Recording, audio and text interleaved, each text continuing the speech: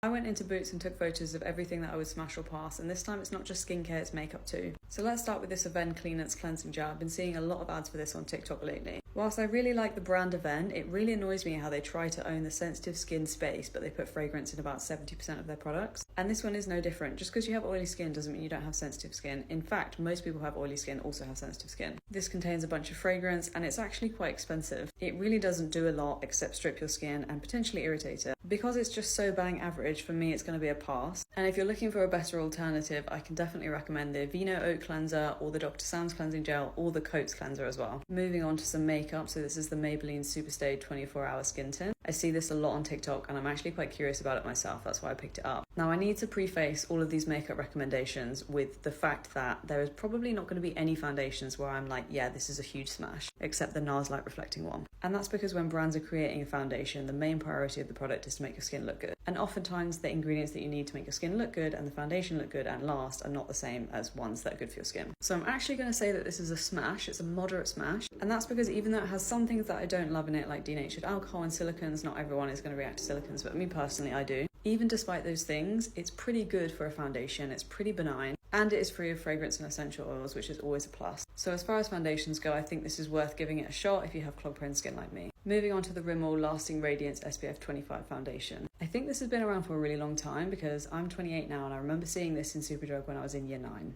This is an example of a foundation that I would run a mile from, and that's because it contains a lot of fragrance and essential oils, more than the average product. So it's pretty obvious by now that this is a pass for me, and I want to contrast it with the last one, the Skin Tint. Neither of them are perfect, but that one is definitely a better option than this one, and I think that's pretty clear. And also just a reminder, if you're using a foundation like this because it has SPF in it, SPF 25, I'm just here to remind you that you are definitely not using enough of the product to get the SPF. So you absolutely can't rely on your makeup to give you SPF because it's all in your mind. You think it's working, it's not actually working. Moving on to another pass. I've actually used this, gave me closed comb bones within a couple of days. It's a pass for me, but I want to just go back to what I said about silicons. Silicons for me I just don't seem to get along with them, but most people do. And I think the silicons in this are why it gave me the clogged pores very quickly. However, what I've noticed is that most people are okay with silicone, so this actually might be fine. I'm still not going to give it a smash because it's really nothing that special. Much better options would be the Purito B5 Rebarrier Cream or the Dr. Sam's new Flawless Moisturiser Intense. But I think even though this didn't work for me, it could work for a lot of people. Next up we have the CeraVe Blemish Control Gel. I've given this a fair shot and I just don't think it works for me.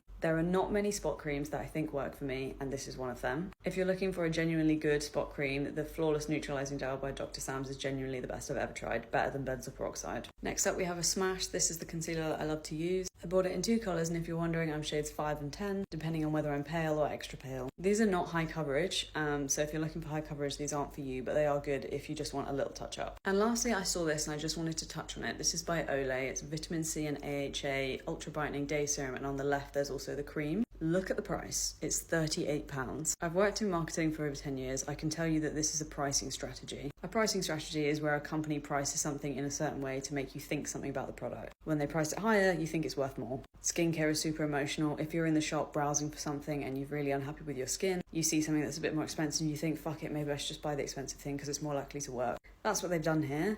And I think that these products will deliver you short-term results. If you use anything with AHA and vitamin C in them 1 or 2 times, you will definitely wake up the next couple of days with brighter, smoother looking skin. Where these fall down is that I haven't even looked at them, but I know that they have fragrance in them. Fragrance, AHA and vitamin C used on a daily basis with potentially the serum and the cream combined, which is how a lot of people are going to buy them, and they're just going to suddenly start using them every day. After a few days, you're going to fall into some issues, irritation, breakouts, damaged skin barrier. It's going to be a hot mess. We've all been there and this is a recipe for that. Needless to say, these are just overpriced and a big fat pass for me.